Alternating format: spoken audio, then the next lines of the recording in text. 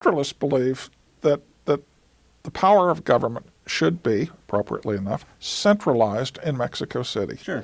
That the central government should be calling the shots. The Federalists, on the other hand, believe that power of government should reside at the state and local government. Now, being so far away from Mexico City, it's only natural that the Tejanos living in Texas would be overwhelmingly Federalist. Well, absolutely, but from time to time, Mexico's government changes its mind.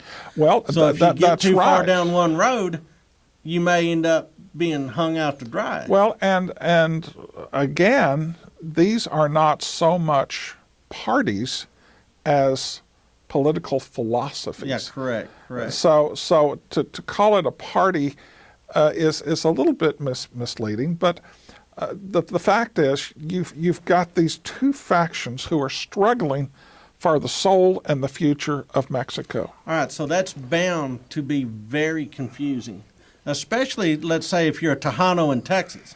Yeah. If you're so you've got all these new neighbors, and these new neighbors have come in, and they're not exactly like you, and they're not really wanting to fold in with you. Well, there again, the Tejanos, for the most part, like the fact that these Tejanos are coming in. That the Texians are coming in? Yeah, well, yeah, because they have always been up here on the edge of nowhere on their own, and now they've got allies against the marauding Indians. All right, I'll buy all that. Yeah.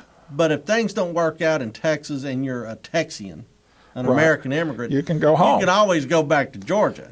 You can. But if you're like the Seguins or the Navarros or the Zaragozas, well, that's right.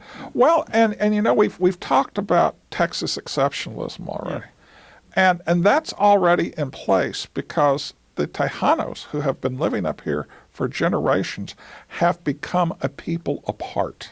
So they're not even like the rest of Mexico. No, they're not. Okay. They have developed their own culture, their own ranching methods, their own attire, their own food, their own language, their own ways of doing things, much like the American frontiersmen have. So American frontiersmen, when they get together with Mexican frontiersmen, find out that they have a whole lot in common. Oh, wow. They're insular.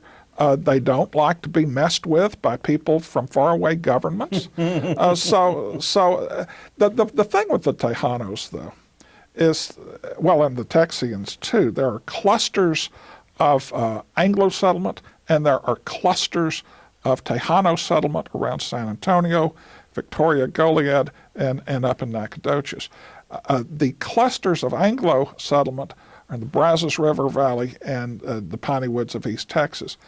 On the rare occasions that Anglos and Tejanos have occasion to meet, they seem to get along pretty well. But the fact of the matter is, they don't have a lot to do with one another. Just don't encounter each other. They don't encounter because they live in different places, and Texas is such a big place.